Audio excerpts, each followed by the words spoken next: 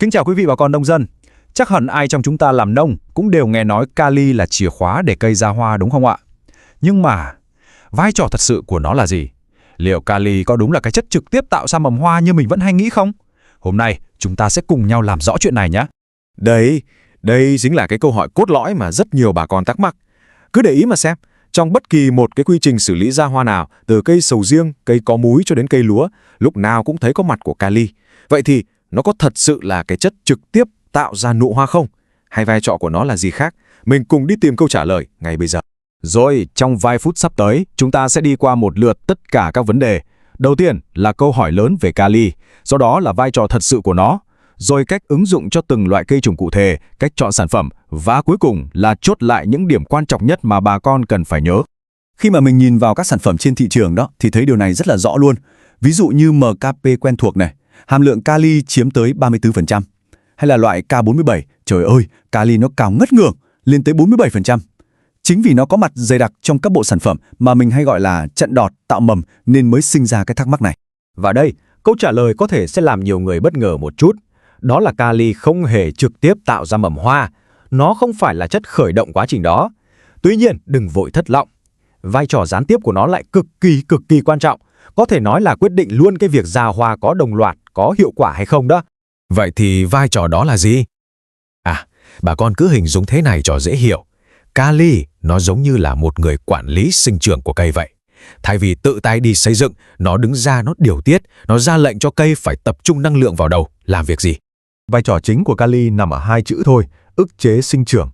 Nghe thì có vẻ tiêu cực ha, nhưng mà không phải đâu. Để cây chuyển từ giai đoạn phát triển cành lá tùm sang giai đoạn ra hoa kết trái, nó cần một cái tín hiệu để chậm lại, để ngừng đi đọt, ngừng ra lá mới. Và đó chính là lúc kali phát huy tác dụng. Có một cách ví von này tôi thấy rất là hay và dễ nhớ.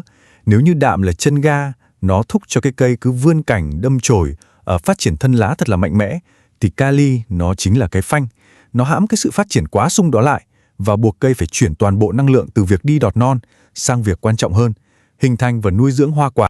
Được rồi, lý thuyết là vậy. Giờ chúng ta sẽ đi từ lý thuyết sang thực tế ngoài đồng ruộng, cùng xem cái nguyên tắc cái phanh kali này được áp dụng cụ thể cho từng nhóm cây trồng trên vườn nhà mình như thế nào nhé. Với cây ăn trái, cái vấn đề mình hay gặp nhất là cây đọt ra lọt sọt không đều, hoặc là cây sung quá, chỉ lo đi đọt mà chẳng thấy ra hoa đâu. Thì lúc này mình đưa kali hàm lượng cao vào, nó sẽ giúp hãm những cái cây đọt mạnh đó lại.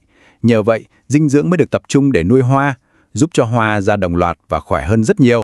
Tương tự như vậy với cây công nghiệp, ví dụ như cà phê hay là hồ tiêu. Nếu mà cây cứ sinh trưởng quá mạnh, dinh dưỡng nó dồn hết ra để nuôi đọt non ở bên ngoài, thế là mầm hoa ở phía trong thân cành sẽ bị yếu đi, bị cạnh tranh dinh dưỡng. Kali sẽ giúp làm chậm cái quá trình đi đọt này lại, để đảm bảo hoa nhận được đủ sức mạnh để phát triển. Riêng với cây lúa thì quá rõ rồi. Bà con mình ai có kinh nghiệm đều biết là giai đoạn làm đồng, cả ruộng lúa phải có màu vàng mã chanh thì cái đồng nó mới to, bông lúa sau này mới khỏe. Chứ lúc này mà lúa xanh gì do thừa đạm là thôi rồi, đồng sẽ nhỏ. Việc mình bổ sung kali đúng lúc sẽ giúp hãm bớt sự phát triển của lá, giúp cây dồn sức để nuôi một cái đồng thật to, thật khỏe, cho năng suất cao hơn. Ngay cả với mấy loại rau màu hay hoa kiểng ngắn ngày cũng y chang nguyên tắc này. Khi mà mình thấy cây quá sum xuê, lá thì to mập, nhưng hoa thì lèo tèo vài cái, yếu ớt rồi dễ rụng. Đó chính là dấu hiệu cây đang tập trung quá nhiều cho thân lá. Kali lúc này chính là giải pháp để điều tiết lại, giúp cây ra hoa nhiều hơn và đậu trái tốt hơn. Được rồi, vậy là chúng ta đã hiểu tại sao phải dùng kali rồi ha. Bây giờ mình sẽ chuyển sang phần cũng quan trọng không kém, đó là làm thế nào? Chọn loại nào đây và sử dụng ra sao cho nó đúng cách, đúng thời điểm? Về cơ bản có hai cách chính để mình cung cấp kali cho cây. Cách thứ nhất là qua đường rễ, tức là mình bón gốc. Bà con có thể dùng các loại phân NPK có hàm lượng kali cao, ví dụ như công thức 12, 11, 18. Cách thứ hai, nhanh hơn, hiệu quả tức thì hơn là phun qua lá. Mình dùng các loại phân bón hỏa tan như MKB hay K47 để cây nó hấp thụ ngay lập tức, tạo ra hiệu quả ức chế gần như ngay sau khi phun. Tuy nhiên, có một trường hợp ngoại lệ cực kỳ quan trọng mà bà con phải lưu ý. Trong các dòng kali, có một loại không dùng để hãm phanh, mà ngược lại nó lại dùng để thúc đẩy. Đó chính là kali nitrat. Chức năng của kali nitrat là để phá miên trạng. Tức là sao? Tức là nó dùng để đánh thức các mầm hoa đã được hình thành và đang trong trạng thái ngủ, giúp chúng nhú ra đồng loạt, bung ra đồng loạt.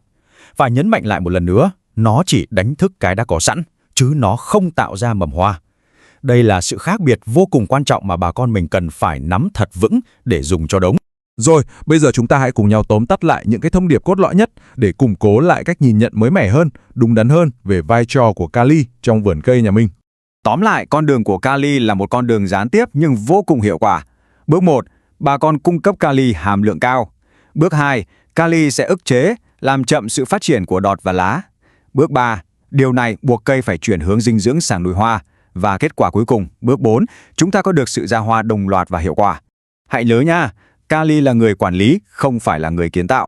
Vậy, câu hỏi cuối cùng mà tôi muốn để lại cho bà con suy ngẫm. Nhìn vào vườn cây của nhà mình, liệu đã đến lúc chúng ta sử dụng kali như một cái phanh chiến lược để điều tiết cây, thay vì chỉ coi nó là một chất dinh dưỡng bón cho có lợi hay không?